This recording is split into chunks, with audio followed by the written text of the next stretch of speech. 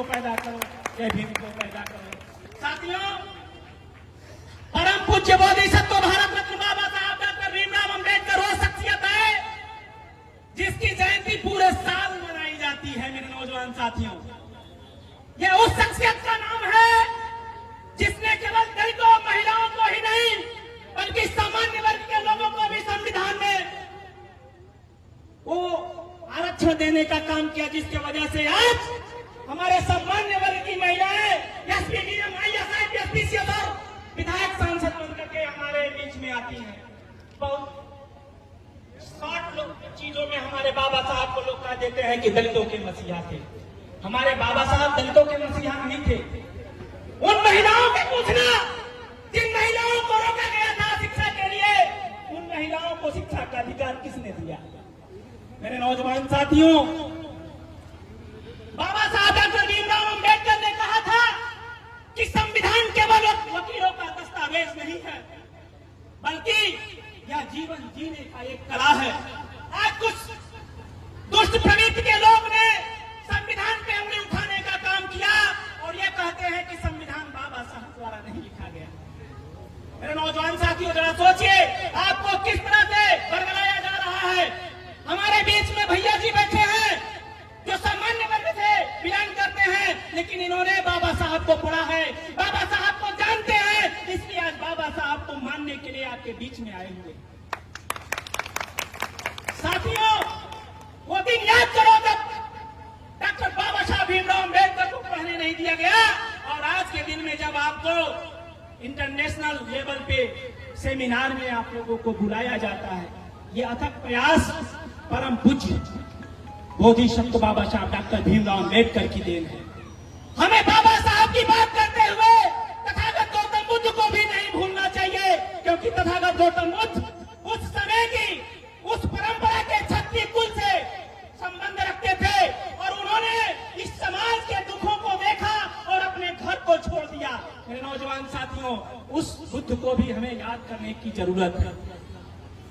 जब हम बुद्ध की बात करते हैं तो हमें देवनाम प्रियदर्शी सम्राट अशोक को भी याद करने की जरूरत है, जिसने जब तलवार उठाई तो खून की गंगा बहा दिया और जब धर्म को पकड़ा तो विश्व में बौद्ध धर्म को फैला दिया। उस सम्राट अशोक को भी याद करने की जरूरत है। नौजवान साथियों, यादव समाज से मैं कहना चाहता हूं कि यादव समाज के लोगों, ललाई सिंह यादव को भी याद करो, जिस ललाई सिंह यादव ने लंबी लड़ाई के बाद संविधान को साबित किया कि संविधान ही सत्य है।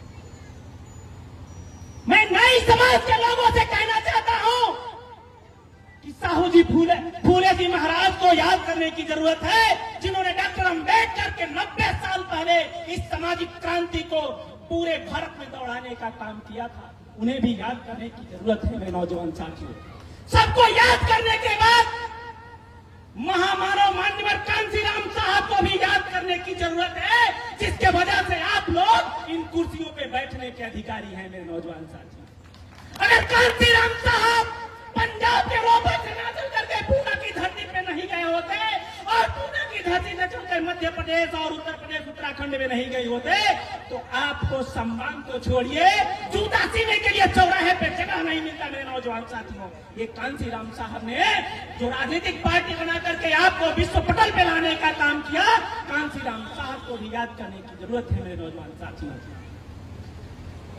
आज परम पूज्य बोधिसत्व भारत रत्न बाबा साहब डॉक्टर भीमराव अम्बेडकर की जयंती है। मेरे नौजवान साथियों, हालांकि इनकी जयंती 14 अप्रैल को मनाई जाती है, लेकिन मैं अभी आप लोगों से बोला हूं कि विश्व भर में बाबा साहब डॉक्टर भीमराव अम्बेडकर की जयंती पूरे महीने और सालों साल मनाई जाती है। मैं उन नौजवान साथियों को भी सलाम करना चाहता हूं जिन्होंने इस समिति को बना करके इस कार्यक्रम को ऑर्गेनाइज करने का काम किया है। मैं उनसे कहना चाहता हूं, है आजादी का नारा हमारा, अमर इनकलाबी इज्तिमा को जला देंगे हम। है आजादी का नारा हमारा, अमर इनकलाबी इज्तिमा को जला देंगे हम। और रण की देवी लहू से नहा जाए तो जर्रे जर्रे में उसको हिला देंगे हम, जर्रे जर्रे में उसको हिला देंगे हम। ऐ मेरी माताओं, मैं तुम्हारे कोख को सलाम करता हूं जिन्होंने डॉक्टर अंबेडकर को जन्म देने का काम किया। मैं इन माताओं को विशेष रूप से सलाम करता हूं। हमारे मंच पे पुरुष भाई बैठे हैं, लेकिन किसी भी पुरुष में वो औकात नहीं है जो डॉक्टर अंबेडकर को जन्म दे दे। हमारी माताओं में वो औकात है, वो दम है जो डॉक्टर अंबेडकर, फूले बिरसा को जन्म देती हैं और इस देश में ही नहीं बल्कि पूरे विश्व में इनका डंका बजवाने का काम करती हैं। मेरी माताओं, बाबा साहब ने कहा था, ऐ मेरे बहुजन समाज के लोगों, जाकर के अपने घर के दीवारों पे लिख देना कि हम आने वाले इस देश के शासक हैं। क्या हमारे बहुजन समाज के लोगों ने अपने घरों पे लिखा? क्या हमारे बहुजन समाज के लोगों ने लिखा?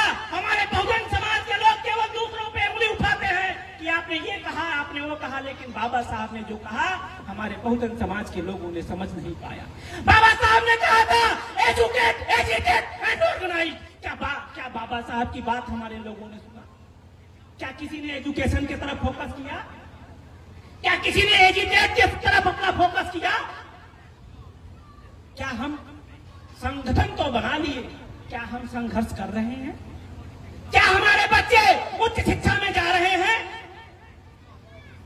तो इस पे भी सोचने की जरूरत है। अगर हम डॉक्टर अंबेडकर को मानते हैं, अगर हम डॉक्टर अंबेडकर को जानते हैं, तो बाबा साहब का यही मूल मंत्र था, एजुकेट, एजिटेट एंड ऑर्गेनाइज। शिक्षित हो, संगठित रहो और संघर्ष करो।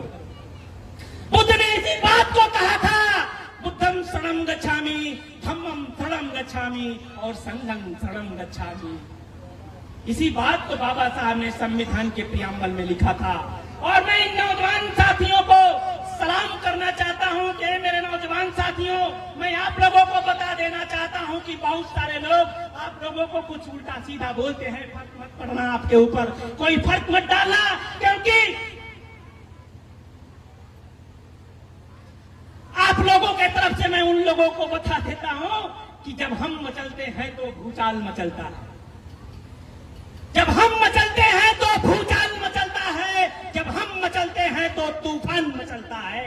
और हमें बदलने की कोशिश मत करो ऐ मनुवादियों, क्योंकि जब हम बदलते हैं तो इतिहास बदलता है, इतिहास बदलता है। मेरे नौजवान साथियों, मेरी माताएं बहनें, आप लोगों को याद होगा बाबा साहब डॉक्टर भीमराव अम्बेडकर बनने से पहले भीमा थे, और डॉक्टर भीमराव अम्बेडकर को डॉक्टर भीमराव अम्बेडकर बनाने के लिए माता रमाई ने अपना जीवन त्याग किया था, वो भी एक महिला थी।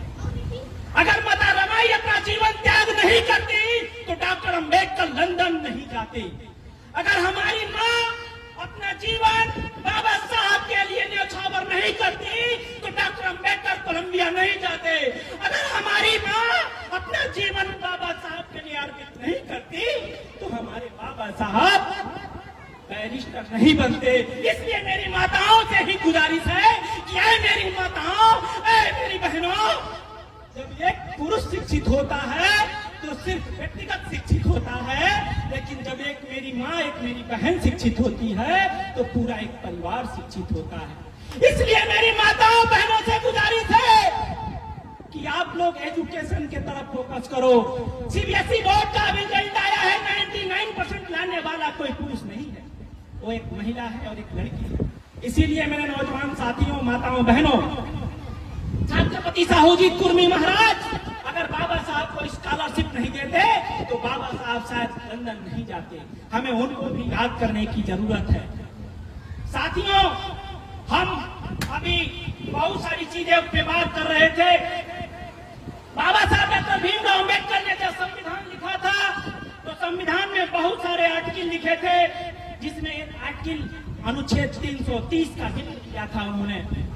अनुच्छेद 330 वो अनुच्छेद है जिसमें एससी एसटी को संसद में जाने का आरक्षण मिलता है, संसद में जाने के लिए सीटें रिजर्व की जाती हैं। अगर बाबा साहब डॉक्टर भीमराव अम्बेडकर के नाम से वोट मांगकर जीत कर भूल जाने वाले लोग अगर ये सोचते हैं कि अपने दम पर के सांसद बने हैं तो वो उनकी गलतफहमी है। अगर बाबा साहब डॉक्टर भीमराव अम्बेडकर आर्टिकल 330 नहीं लिखे होते तो शायद वो सांसद तो दूर कहीं चपरासी बनने लायक नहीं थे। ये बाबा साहब डॉक्टर भीमराव अम्बेडकर का देन है। बाबा साहब डॉक्टर भीमराव अम्बेडकर ने विधानसभाओं के चुनाव के लिए आर्टिकल 332 लिखा, जिसमें SC/ST को विधायक बनने के लिए सीटें आरक्षित की। बहुत सारे हमारे साथी SC/ST OBC माइनॉरिटी के लोग विधायक मंत्री बनकर भूल जाते हैं और कहते हैं कि मैं अपने दम पर बन करके आया हूं। लेकिन मैं उन लोगों से बता देना चाहता हूं कि बाबा साहब डॉक्टर भीमराव अम्बेडकर अगर आर्टिकल 332 नहीं लिखते तो ये लोग विधायक नहीं बन पाते। उसी तरह से मैं आप माताओं बहनों को यह गुजारिश करना चाहता हूं, जो आप इतनी महंगी महंगी साड़ियां पहनी है ना, इतना महंगा महंगा जेवर पहनी है ना, ये आपके बाप दादाओं और आपके हस्बैंडों की कमाई नहीं है। ये आखिर 335 की देन है जो बाबा साहब ने लिख करके दिया और आपके घरों के लोग जाकर के नौकरी पेशे में आए और उसके बाद उन लोगों ने नौकरी करना स्टार्ट किया। मेरे दोस्त, अगर आखिर 335 नहीं होता,